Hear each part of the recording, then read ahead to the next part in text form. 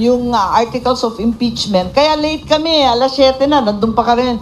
Nagtatambay kami, paano? Inaantay namin at sinisigurado na matanggap ng maayos yung articles of impeachment ng Senado. Kaya nandun kami. Wala kaming balak talagang upuan, yung sinasabi na pagtatakpan.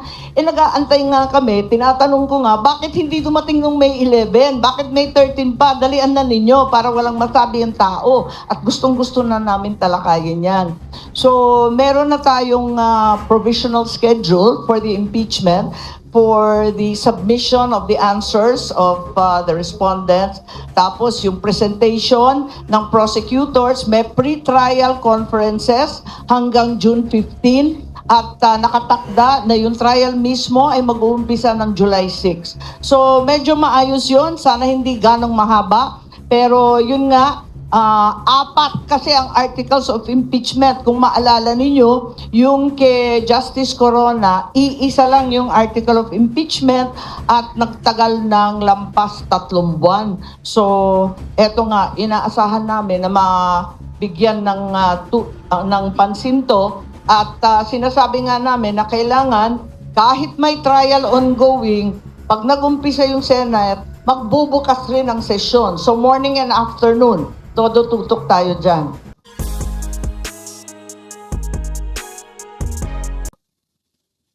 Senator, marami nagtatanong dito, with the more independent Senate leadership now, tuloy na ba talaga ang flood control investigation? Kasi maraming galit na galit sa flood control. Sabi, 1 trillion ba ang nabuhos dyan sa walang nangyaring flood control? Sa tingin niyo, tutuloy talaga yan?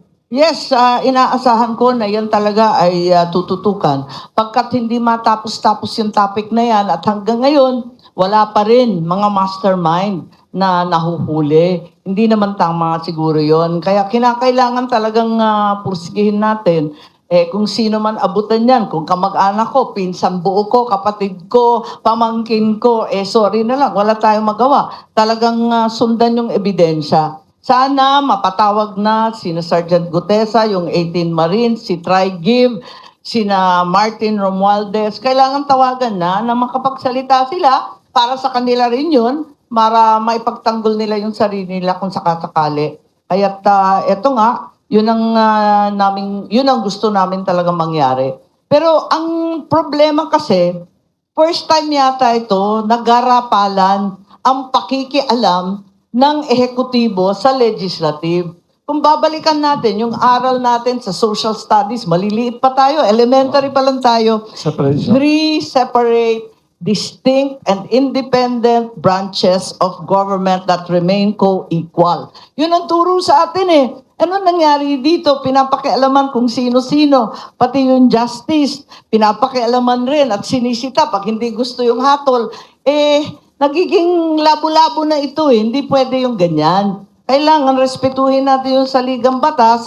Kung hindi kandidato ng ehekutibo ang nanalo bilang Senate President, ditiisin natin, makisama tayo, ganyan talaga. Ganyan talaga. At wag naman pakialaman yung ating justice na yinuyurakan na sa pagkilala ng ICC. Yan ang problema. Para namang sinabi na failed state, inamin na natin, hindi natin kaya mamuno sa sariling bansa. Ano ba naman yun? Meron pa naman mga korte sa Pilipinas, kompleto pa naman ang mga abogadong magagaling at maayos naman ang pagsunod sa batas kung bibigyan lang ng pagkakataon.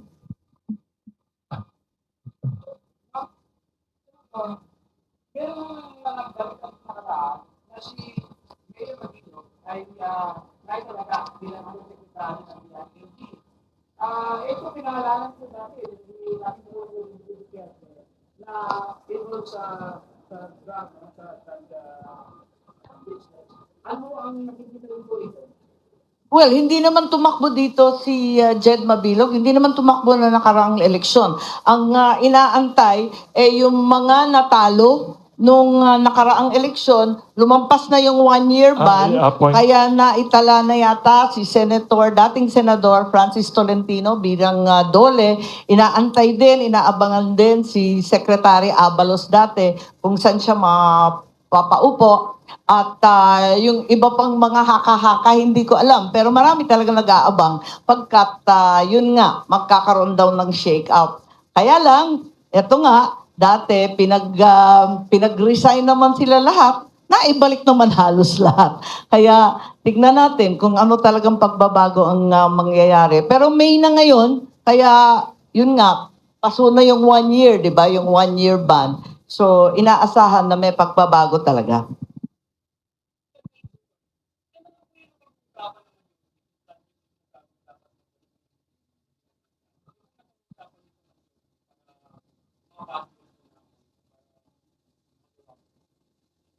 Well, unang-una nga, tutukan na yung tunay na problema ng bansa at solusyonan na itong Iran war fallout na napakatindi ng epekto sa ating bansa dahil 98% tayo dependent sa Middle East oil at 2/3 ng ating coal-fired plants talagang imported pa rin ang coal. At alam natin na panaytirik na sa Visayas at Mindanao ng mga coal-fired plant sa katutak na brownout sa Visayas at Mindanao.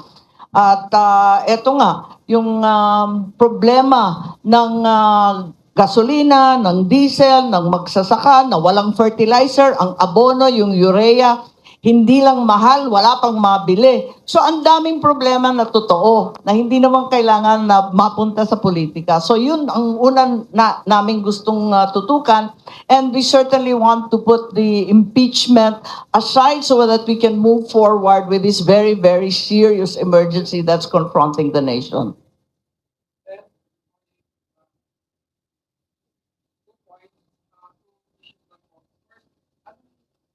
Comment dun sa sinabi ni Ombudsman na hinahanda na ang draftless case against Speaker Romualdez. May grandest case. Hindi ko narinig yun. Pero sana magkaroon na tayo ng liwanag kasi napakatagal na nito kung tutuusin. Kailan ba ito nag-umpisa? Tagal na eh. Parang higit pa sa baby eh. 9 months na, mag-iisang taon na, inip na yung mga tao na parang nakalusot ang mga salarin. Wag naman ganito kasi puros na lang mga junior officials ng DPWH, mga kontratista, mga kung sino-sino, na kung tutuusin, pinag-utusan lang daw silang lahat. Sino nag-utos? Yun ang kailangan talagang tumbukin. Kung merong lalabas, sana nga lumabas ang mga kaso kontra sa mga mastermind na sinasabi at hindi naman yung mga senador. Hindi ko nga maintindihan eh. Ang layo-layo eh. Yung flood control, kung saan-saan nakita, napunta naman sa Davao ang investigasyon. Ayun. Tapos, nagmula daw sa Kongreso yung mga insertions, ang mga senador naman ang kinakasuhan. Parang yun ang diversion na nakikita ko. Nakakalito eh. Kung bakit nauuwi sa kung saan-saan. Tatanggapin niyo ba na debate majority leader at kung hindi sino yung propose ng majority na magiging chairman ng Rules Committee? Tatanggapin ko sino? Tatanggapin niyo po ba kung kayo ang maging majority leader? Ayoko kasi maging majority leader eh. Sinabi ko na, inaalok sa akin kasi walang may gusto mag-majority leader. Aminin ko na. Matrabaho at ang hirap-hirap lalo na ngayon na maiinit ang ulo ng mga tao. Kasi makikisuyo ka, makikiusap sa kabila, tapos nakatayo ka, nakasalang ka lagi doon. Ang hirap-hirap talaga ng trabahong yan. Pinagpipilitan namin na si Senator Joel Villanueva, humaharap rin ng tao ng kaso, kaya nagmamakaawa, wag naman, at talagang hirap na daw yung asawa niya, nakatutok daw sa kanya lagi yung mikropono. Ako naman, sabi ko, alam naman ninyo, hindi ako pwede, mainit ang ulo ko. Ayoko nakikiusap dyan, hirap na hirap ako dyan. Ako pang pagtutuunan ninyo ng rules, ng pakikisuyo, mahirap sa akin yan eh. So sa ngayon, ang acting si Joel pa rin, nagbo-bolt in rin si Jinggoy, maraming tumutulong naman. Sino kaya akin? Kay Speaker kaya? Hindi ko pa alam. Tulad ng sinabi ko, wala kasing may gusto ng majority, lalo na ngayon na high blood lahat eh. Ang hirap talaga. na mapanatag ang kalooban ng lahat, magkasundo. Napakahirap. Nakita naman ninyo, nag-walk out pa.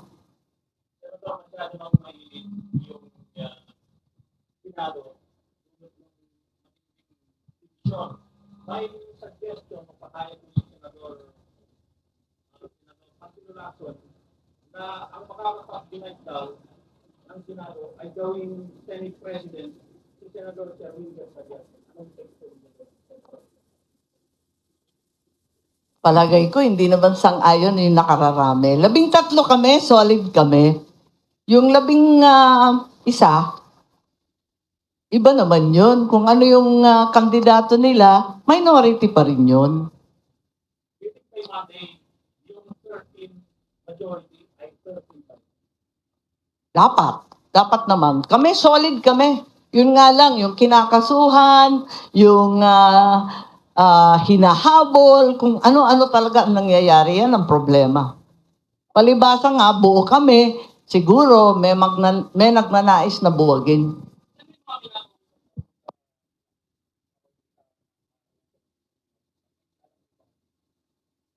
Maraming nakikiusap, hindi lang senador, hindi lang kapwa senador, maraming opisyal sa gobyerno nakikialam, marami pang kung sino-sino na mga nakaupo sa palasyo na nakikisuyo. Talagang marami. Kaya nagtataka nga kami kasi noon hindi naman namin binoto si Tito Soto, pero tanggap na tanggap namin nung naging Senate President siya. Wala namang problema.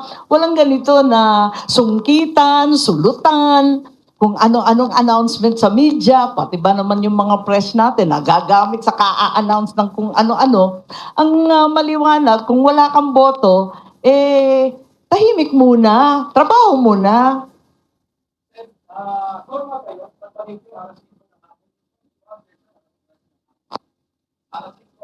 Meron kasing darating na foreign visitor. Ang Pangulo ng Vietnam ay pupunta sa Senado. Siya ay bagong Pangulo at napakahalaga sa atin ng Vietnam. Para sa akin, alam na alam ko, kasi #1 supplier ng bigas ng Pilipinas. Talagang kinakailangan nating kausapin ng maayos. Kaya bibigyan muna natin ng honors, pagkakataon na magsalita, konting dialogue, at pagkatapos nun, magsesesyon kami ng normal.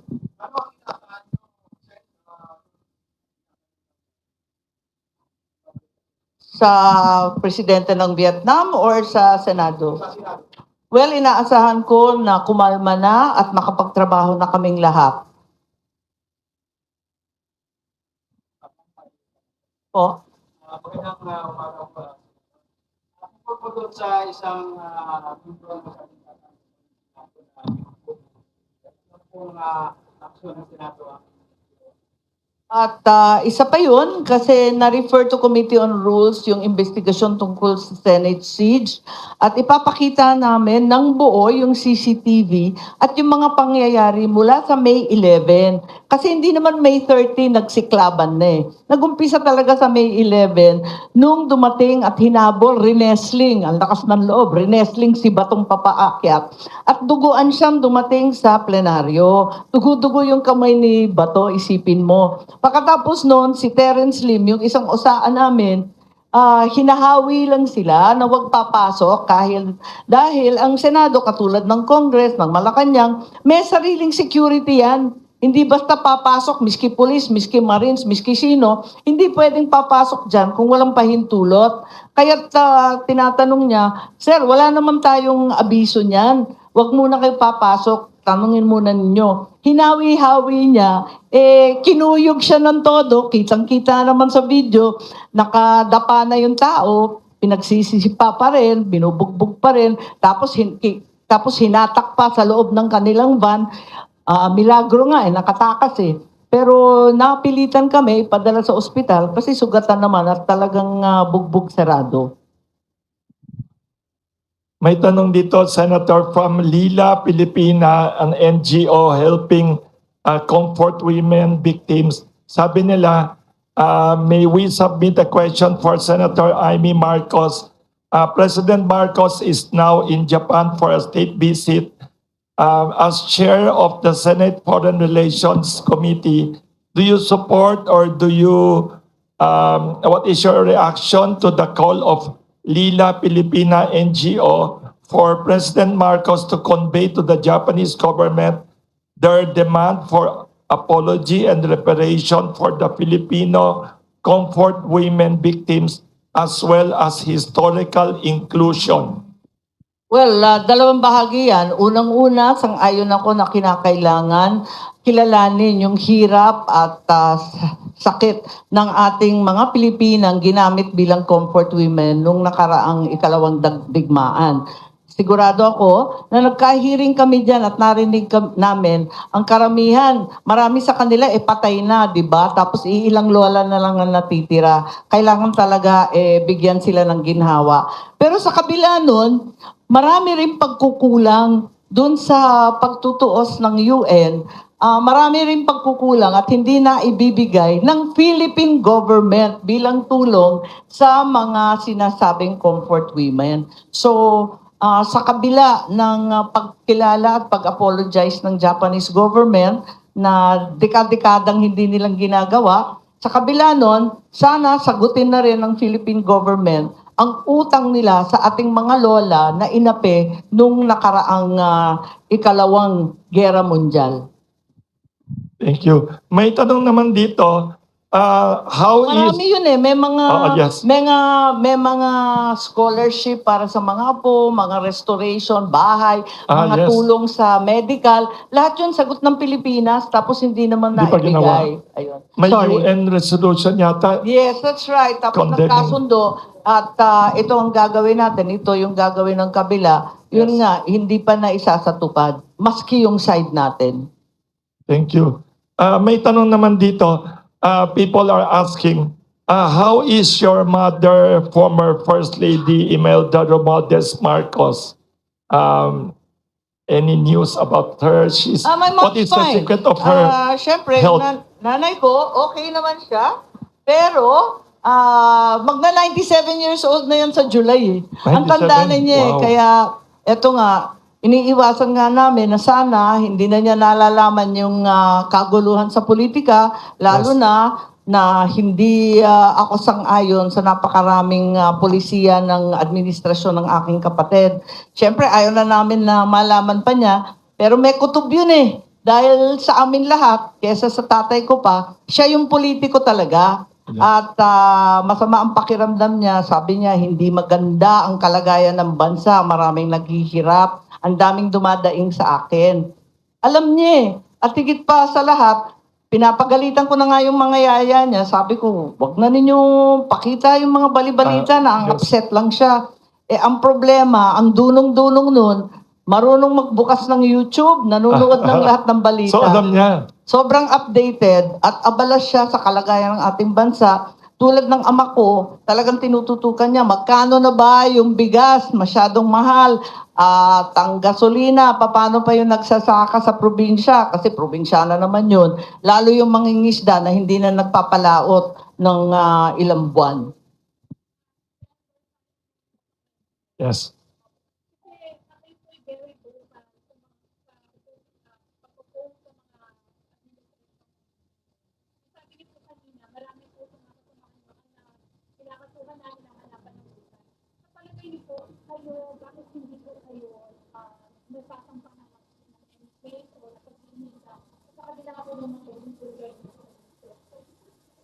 Palagay ko lahat kami. As a matter of fact, maraming tumatawag, maraming nagte-text sa amin, taga DOJ, taga OMB, na sinasabi na kaming lahat, yung 13, may nagki-case build up na raw. Kini-case build up na raw kaming 13. All 13 of us are being targeted. There is an ongoing effort to build up cases against the present Senate majority. Whether this is true or not, I certainly pray that this persecution, if that is what it will be, will not proceed. Hindi naman maganda ito, lalo tinaharap natin ang napakatinding emergency. Thank you. Sorry kasi Senator has to leave for a lunch appointment. We have maybe last message from the Senator. And ma'am, you have to have a part 2. Ang daming tanong ng mga media. They're very eager to listen to your thoughts. Baka you have closing statement to the public. Maybe tips sa mga tao naghihirap ngayon, paano tayo mag-survive sa crisis na gulo sa politika, toxic politics, tapos may Iran crisis na hindi matapos. Any advice ho, or any closing statement ho? Yes, ang pagkukubli ng flood control masterminds, ang pagpupursige ng impeachment sa mga inaakalang kalaban, ang paghahain ng term extension at Noel, lahat ito hindi sagot sa kahirapan ng pangkaraniwang Pilipino. Sana matutukan na natin ang tunay na trabaho natin na solusyonan at maibsan ang hirap na dinudulot ng Iran war at ng iba't iba pang problema. Napakadaming problema, wag naman mauwi sa drama. At lagi na lang kaming tinuturo na ibinaon daw namin ang dangal ng Senado. Hindi totoo yan. Ang dangal ng Senado ay nawawala sa publiko dahil sa pagtakip ng blue ribbon, ang hihinto ng mga testigo, ang tuloy-tuloy na impeachment at pagpupolitika, ang walang bahid na pagpupursige ng tsa-tsa, term extension at pagkakansela ng eleksyon sa 2028. Yan ang nakakasira sa amin. Once again, thank you very much to Senator Amy Marcos. Maybe we should have a part 2, Senator. Ang dami pang tanong nila. Maraming salamat again to the very fearless and very frank Senator.